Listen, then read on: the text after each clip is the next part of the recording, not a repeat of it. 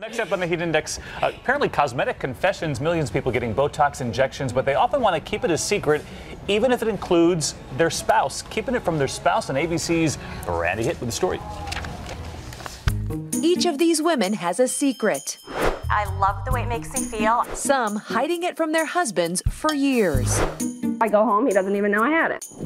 They've been sneaking in Botox treatments, asking us to hide their identities so their partners don't find out. First, he would probably get mad and yell. He has this perception that you get Botox, you're gonna look like Joan Rivers. It's not true. They're among the millions of women, including celebrities, hoping the injections will help turn back the hands of time, getting rid of frown lines, wrinkles, or giving their face a little lift. There were 3 injections done right along this muscle. Morgan SHANAHAN also kept her husband in the dark after treating a raised eyebrow. Did you feel guilty? I didn't really feel guilty right away. I started to think, oh my God, I've never kept something from him before.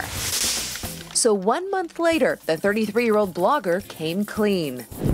He expressed to me that he was not only disappointed that I had not told him and felt like our trust had been a little bit fractured. Each has their own reason for the undercover treatments, whether it be cost, risks, or social stigma. I can understand why women feel the pressure to hide Botox. There's only one thing worse than aging, and that's actually looking like you care about your aging. He would have tried to talk me out of it because he thinks I look beautiful the way I am. Morgan says her husband feels the same way and isn't getting in her way. I would do it again. I would talk to my husband about it first. But here she is the exception, not the rule, with others taking this secret to the grave. Always till I die. Cannot have the wrinkles. For Good Morning America, Randy Hitt, ABC News, Los Angeles.